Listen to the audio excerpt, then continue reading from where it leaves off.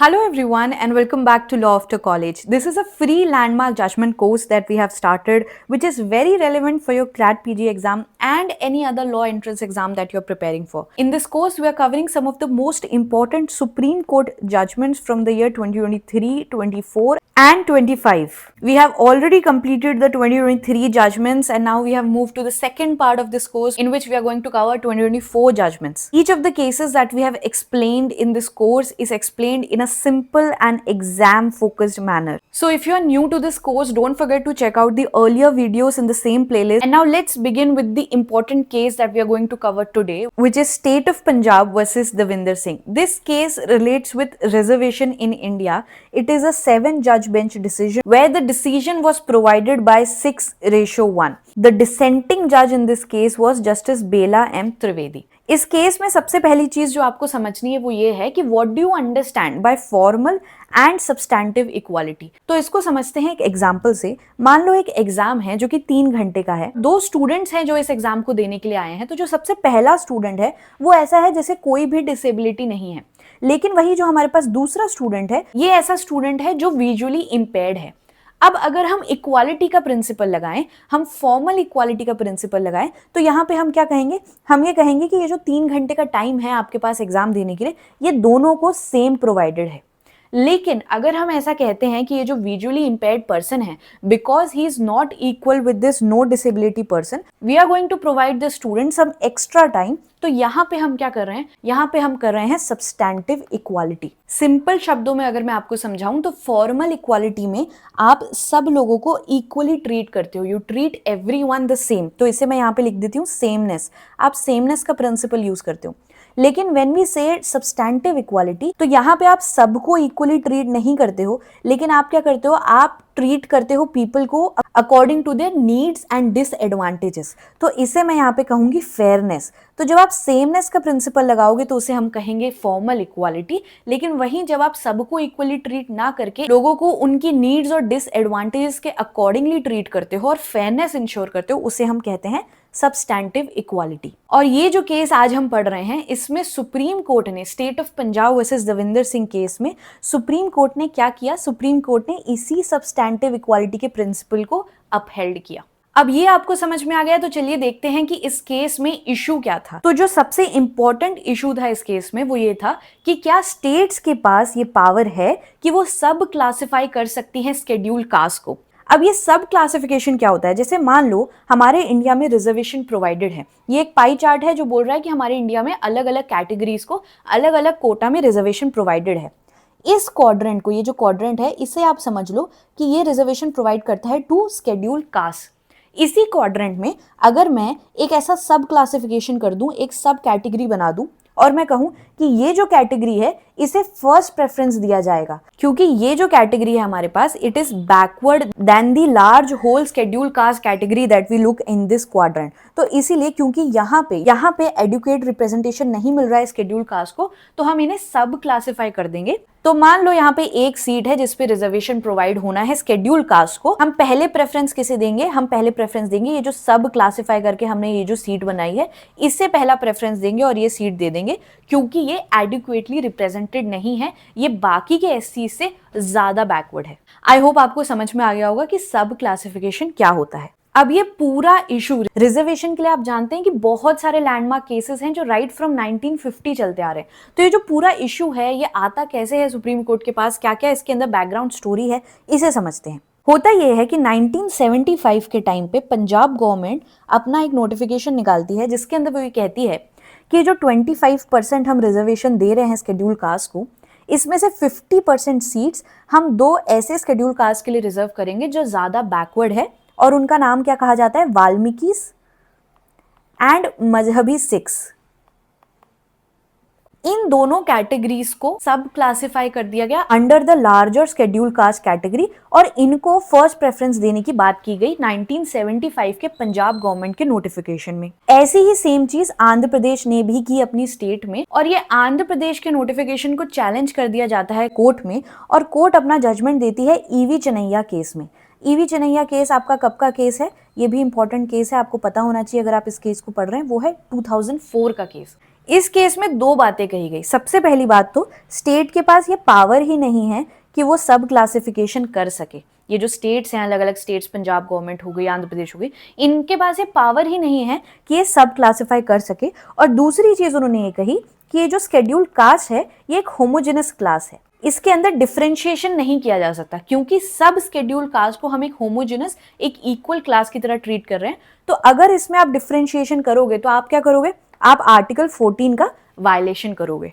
फिर 2004 में ये जजमेंट आया। इसके बाद 2006 में पंजाब गवर्नमेंट ने अपना एक एक्ट निकाल दिया, और इस एक्ट के एक प्रोविजन से अगेन ये जो चीज थी, जो फर्स्ट प्रेफरेंस सब क्लासिफिकेशन की बात थी, अगेन उसे फंक्शनिंग में लाने की कोशिश की, जो आगे जाके चैलेंज हो जाता है in Punjab and Haryana high court, और हाई कोर्ट इसे 2010 में स्ट्रक डाउन कर देता है। इस प्रोविजन को, ये जो एक्ट का ये प्रोविजन था, इसे स्ट्रक डाउन कर दिया जाता है। फिर हम ये देखते हैं कि ये जो केस है ये अपील होते होते आज हम क्या पढ़ रहे हैं, आज हम एक 7 जज बेंच डिसीजन पढ़ रहे हैं जो आ गया है हमारे सामने, state of Punjab versus Davinder Singh.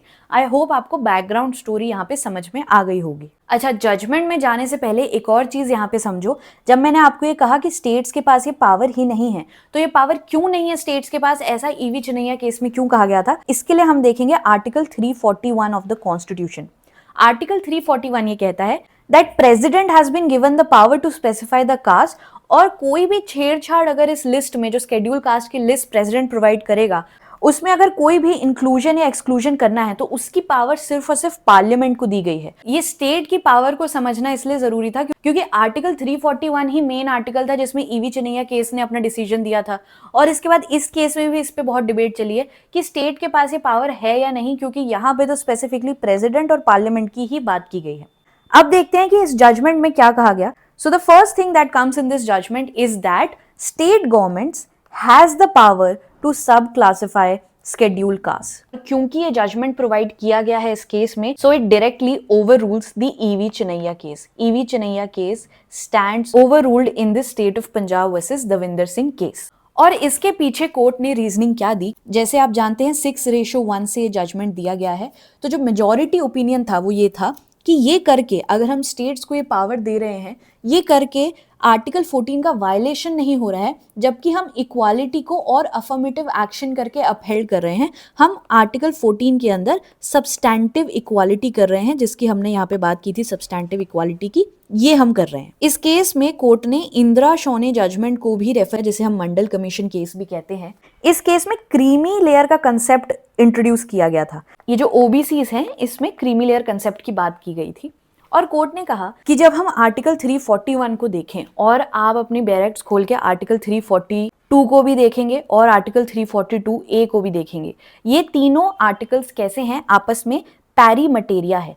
Pairi materia का मतलब ये होता है कि these articles are same in the intent and purpose for which these articles are created. और क्योंकि ये सेम है और ऑलरेडी इंदिरा शौने जजमेंट इस सब क्लासिफिकेशन की बात कर चुका है, so it is valid to say कि शेड्यूल कास्ट में भी ये सब क्लासिफिकेशन किया जा सकता है। और तीसरी चीज कोर्ट ने ये कही कि जब हम आर्टिकल 341 की बात करते हैं, इस आर्टिकल में जब आप कह रहे हैं कि यहाँ पे सिर्फ प्रेसिडेंट और पार्लियामेंट की बात की गई है, स्टेट गवर्नमेंट्स के पास ये पावर नहीं है, तो बिल्कुल सही बात है। प्रेसिडेंट लिस्ट बताएगा और उसके अंदर कोई भी इंक्लूजन या एक्सक्लूजन करना है तो वो पार्लियामेंट ही करेगी। लेकिन यहाँ पे जैसे मान लो ये लिस्ट है, तो स्टेट गवर्नमेंट कोई भी पर्सन को ऐड या सब्ट्रैक्ट नहीं कर रही है, वो सिर्फ ऑर्गेनाइज कर रही है, एक रीअरेंजमेंट कर रही है कि ये जो शेड्यूल कास्ट की पूरी लिस्ट प्रोवाइडेड है, इसमें से ये जो पर्सन्स है, इनको ज्यादा रिजर्वेशन की और इनको ज्यादा स्कीम्स की, बेटरमेंट की जरूरत है, rather than the other categories that are also mentioned in the list. So this rearrangement, this organization is not synonymous to alteration of the list, and that is why state governments has the power to do this. I hope आपको इतना समझ में आ गया होगा। लेकिन court ने ये भी कहा कि अगर कोई भी स्टेट गवर्नमेंट सब क्लासिफिकेशन करती है तो उसमें 3 बातों का ध्यान रखना पड़ेगा। इसमें सबसे पहली चीज ये कही गई कि आपको ये ध्यान रखना है कि आप अगर बोल रहे हैं कि हम इस कास्ट का सब क्लासिफिकेशन करेंगे, तो आपको एम्पेरिकल डेटा लेके आना है हमारे सामने, जिससे आप ये बताओगे कि ये जो कास्ट है इसका एडिक्वेट रिप्रेजेंटेशन नहीं हो रहा है। ये पॉइंट इसलिए कोर्ट ने कहा ताकि ऐसा ना हो कि स्टेट गवर्नमेंट्स अपने पॉलिटिकल मोटिव्स के लिए किसी ग्रुप को ज्यादा रिजर्वेशन दे दे, इसलिए एक एम्पेरिकल डेटा की बात बात की गई इस केस में। दूसरी चीज ये कही गई कि जुडिशियल रिव्यू अलाउड है। अगर आप सब क्लासिफिकेशन कर रहे हैं तो हम उसका जुडिशियल रिव्यू करके देख सकते हैं कि आपने जो सब क्लासिफिकेशन किया है वो सही है या नहीं। और तीसरी चीज, आप 100% सब क्लासिफिकेशन नहीं करेंगे। इसका मतलब ये है कि आप ऐसा नहीं करेंगे, जैसे यहाँ पे 50% सब क्लासिफिकेशन किया था पंजाब गवर्नमेंट ने तो वो सही था, लेकिन अगर पंजाब गवर्नमेंट आ जाए और ये कहे कि हम जो पूरा क्वाड्रेंट है, ये जो पूरा क्वाड्रेंट है, ये पूरा का पूरा हम ये लाइन हटा के पूरा वाल्मीकिस और मजहबी सिक्स को दे रहे हैं और बाकी की शेड्यूल कास्ट को हम एक्सक्लूड कर दे रहे हैं, तो ऐसा नहीं कर सकती है स्टेट गवर्नमेंट। ये सब क्लासिफिकेशन तभी पॉसिबल है जब एक लार्जर शेड्यूल कास्ट कैटेगरी को भी रिजर्वेशन मिल रहा है, लेकिन उसमें से आप एक सब डिवीजन कर दे रहे हैं, इस कैटेगरी को फर्स्ट प्रेफरेंस दिया जाएगा। तो ये 3 बातों का आपने ध्यान रखना है, ये 3 कंडीशंस हैं after which state government can सब क्लासिफाई शेड्यूल कास्ट। अब क्विकली ये भी देख लेते हैं कि जस्टिस बेला एम त्रिवेदी जो डिसेंटिंग जज रही है इस केस में, उनका क्या कहना था। बेसिकली उन्होंने यही बात कही कि स्टेट्स के पास ये अथॉरिटी नहीं है, ये जो पावर है ये स्टेट के पास नहीं है। आर्टिकल 341 में कोई भी छेड़छाड़ अगर करनी है तो वो पार्लियामेंट कर सकती है बाय लॉ, स्टेट्स के पास ये पावर नहीं है। और ये प्रोविजन, ये आर्टिकल 341 और पार्लियामेंट और प्रेसिडेंट का ये प्रोविजन इसलिए ही डाला गया था ताकि कोई पॉलिटिकल इंटरफेरेंस ना हो कास्ट बेस्ड रिजर्वेशंस में। और उनका ये कहना है कि कोई भी प्रेफरेंशियल ट्रीटमेंट अगर आप एक सब ग्रुप को दोगे, एक शेड्यूल कास्ट का ही है, इसके अंदर आप एक सब ग्रुप को कोई प्रेफरेंशियल ट्रीटमेंट दोगे तो ये अनफेयरली बाकी के लोगों को डिप्राइव करेगा ऑफ इक्वल एडवांटेजेस। तो ये कहना था जस्टिस बेला एम त्रिवेदी का, लेकिन वो डिसेंटिंग जज थी और मेजॉरिटी डिसीजन 6:1 से जो दिया गया था उसमें यही कहा गया है that states has the power to subclassify scheduled caste। अगर आपको ये जजमेंट पसंद आया है और ऐसे ही आप बाकी के जजमेंट्स को भी कवर करना चाहते हैं, क्योंकि देखो इस केस में भी हमने क्या देखा, 2004 का ईवी चिनैया केस इंपॉर्टेंट हो गया इस केस में।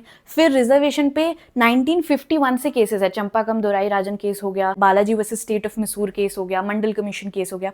ऐसे बहुत सारे केसेस हैं जो इस एक वीडियो में मैं आपको सारे केसेस नहीं करा सकती। लेकिन अगर आप अपनी प्रिपरेशन को और ज्यादा सॉलिडिफाई करना चाहते हैं, आप पीएसयूज जाना चाहते हैं या फिर आप एक अच्छे एनएलयू से मास्टर्स करना चाहते हैं, तो आप ले सकते हैं हमारे जजमेंट्स का ऑल इन वन कंपाइलेशन, जिसके अंदर राइट फ्रॉम 1950 आपके केसेस कवर किए गए हैं।